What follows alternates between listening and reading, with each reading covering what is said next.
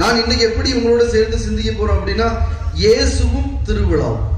இயேசுவும் திருவிழாவும் இப்படி சிந்திக்கிற பொழுது நான் 4 கேள்விகளுக்கு பதில் தேட உங்களோடு சேர்ந்து விளைகிறேன். 4 கேள்விகள். அந்த 4 கேள்விகளை முதல்ல சொல்லிடுறேன். அப்படின்னா தான் இந்த மறைவுரை சிறப்பா போகும். 4 கேள்வி என்னன்னா, முதல் கேள்வி, இயேசுவுக்கு விழாக்கள் பிடிக்குமா? இந்த கேள்வி போகணும், சரிங்களா? 1. 2வது கேள்வி, இயேசுவை பொறுத்தவரையில் விழாவாக எதை கொண்டாட வேண்டும்? ரைட், முதல்ல இயேசுக்கு விழா பிடிக்குமா? நான் பைபிள்ல இருந்தா தேட போறேன். 2வது கேள்வி, இயேசுவை பொறுத்தவரையில் எதை விழாவாக கொண்டாட வேண்டும்? 3வது கேள்வி, நாம விழாக்களை எப்படி கொண்டாடுவோம்? 4வது கேள்வி, அப்படின்னா இயேசு விரும்புகிற வகையில் நாம் எப்படி விழாவை கொண்டாட வேண்டும்? இந்த 4 கேள்வியின் அடிப்படையில் இந்த மறைவுரையை நான் உங்களோடு சேர்ந்து சிந்திக்க ஆசைப்படுவேன். முதல்ல, இயேசுவுக்கு விழாக்கள் பிடிக்குமா? என்ன நினைக்கிறீங்க? இயேசுவுக்கு விழாக்கள் பிடிக்குமா? சும்மா சொல்லுங்க. பிடிக்குமா பிடிக்காதா? பிடிக்கும். மாற்றுகிறது ஏதாவது உண்டா? இயேசுக்கு விழா பிடிக்குன்னு ஒரு டீம் சொல்றாங்க பேக்ரவுண்ட்ல. நீங்க மாற்றுகிறது ஏதாவது பிடிக்குமா பிடிக்காதா? சொல்லுங்க. பிடிக்கும். இயேசுக்கு விழாக்கள் பிடிக்கும், மாற்றுகிறது கிடையாது. நான் ஒரு 4 விவிலிய வசனங்களை குறிப்பிடுறேன். இயேசு திருவிழாக்களுக்கு சென்றார். அப்ப திருவிழாவுக்கு போனாருன்னா பிடிக்காமலும் போயிருக்க மாட்டார், பிடித்துதான் இயேசு திருவிழாவிற்கு சென்றார். வேகமா வாசிக்கிற பல நேரங்கள்ல இந்த விஷயத்தை கொண்டு போகும்போது உங்களுக்கு போர் அடிக்கும்.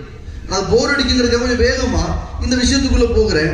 முதல் விஷயம் என்னன்னா, லூக்கா நற்செய்தி 2வது அதிகாரம் 41, 42 நீ வாசித்தீங்க அப்படின்னா, பெற்றோரோடு இயேசு ஒரு விழாவுக்கு போகிறார், எருசலேமுக்கு. அது என்ன விழா தெரியுமா? என்ன விழாவுக்கு போனாரோ? பாஸ்கா விழா. மறுபடியும் லூக்கா நற்செய்தி 22:7-20 நீங்க வாசித்தீங்க அப்படின்னா, அதுலயும் இயேசு பாஸ்கா விழாவை கொண்டாடுவதற்காக சென்றார் என்று இருக்கிறது. எனவே இயேசு முதல்ல பாஸ்கா விழாவிற்கு விரும்பித்தான் சென்றார். 1. 2வது, அருளப்பர் யோவான் நற்செய்தி 7வது அதிகாரம் 2வது வசனம் 10வது 14வது வசனம் சொல்கிறது, இயேசு கூடார திருவிழாவிற்கு மறைவாக சென்றார். ஏன்னா இந்த விழாவுக்கு இயேசு வருவார், அவர் எப்படியாவது பிடிக்கலாம், அவர் எப்படியாவது கொல்லலாம் அப்படின்னு திட்டப்பட்டிருக்கிற பொழுது அந்த விழாவிற்கு இயேசு மறைவாக சென்றார், அந்த கூடார திருவிழாவை கொண்டாடுவதற்கு என்று விவிலியம் சொல்கிறது. என்றால் இயேசுவுக்கு விழாக்கள் பிடிக்கும். அதே யோவான் நற்செய்தி 10வது அதிகாரம் 22-23 நீங்க வாசித்தீங்க அப்படின்னா, இயேசு ஆலய தூய்மைப்படுத்தும் விழா என்ற ஒரு திருவிழாவிற்கு சென்றதாக ஒரு வரலாற்று விவிலிய குறிப்பு இருக்கிறது. என்னன்னா, சாலமோன் மண்டபத்தில் நுழைந்தார் அப்படின்னு ஒரு புதுமை நடக்கும் அங்க. நான் அதுக்குள்ள ரொம்ப விவரமா போகல. 3வதாக ஆலய தூய்மைப்படுத்தும் விழா என்று ஒரு விழா இருந்தது. அந்த விழாவிற்கு இயேசு சென்றதாக விவிலிய குறிப்பு இருக்கிறது. மறுபடியும் லூக்கா நற்செய்தி 22வது அதிகாரம் 1வது வசனம் சொல்கிறது, இயேசு புளிப்பற்ற அப்ப விழாவை கொண்டாடுவதற்காக ஆலயம் சென்றார், கொண்டாடினார். மறுபடியும் நம்ம யூதர்களை பொறுத்தவரை ஓய்வு நாள் என்பது ஒரு விழா தான்.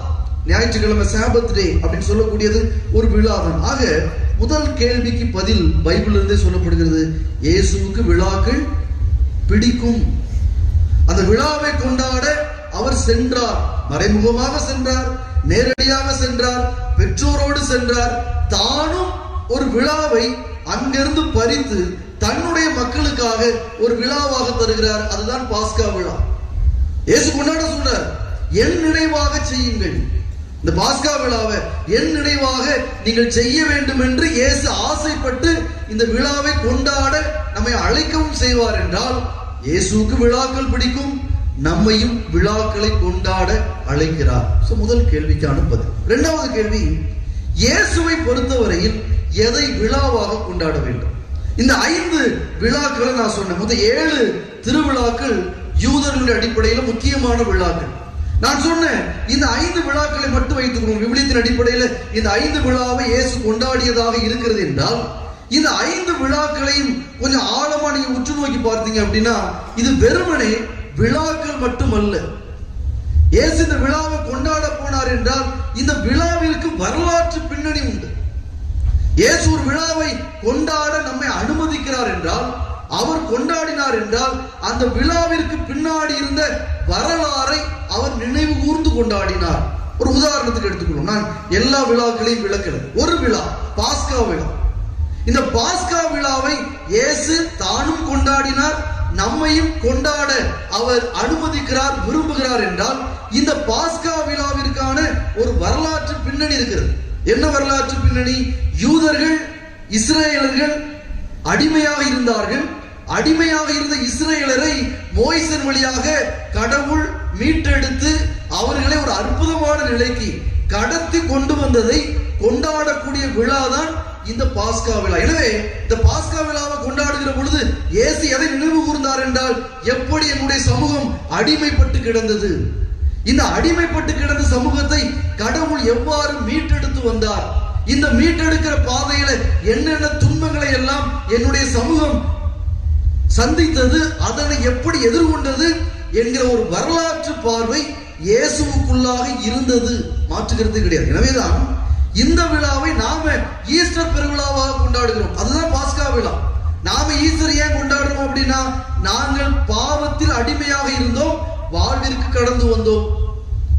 என்னுடைய வாழ்க்கையில நாங்க ரொம்ப மோசமான நிலையில இருந்தோம். ஆண்டவருடைய பாடுகள், ஆண்டவருடைய இறப்பு, ஆண்டவருடைய உயிர்ப்பின் விளைவாக நாங்கள் மீட்டெடுக்கப்பட்டோம். அடிமை நிலையிலிருந்து சுதந்திரமான ஒரு வாழ்விற்கு நாங்கள் கடந்து வந்தோம் என்பதை இயேசு நம்மை நினைவு கூற அழைப்பார் என்றால், இயேசு ஏன் விழாவை கொண்டாடினார் என்றால், வரலாறை நினைவு கூர்ந்தார்.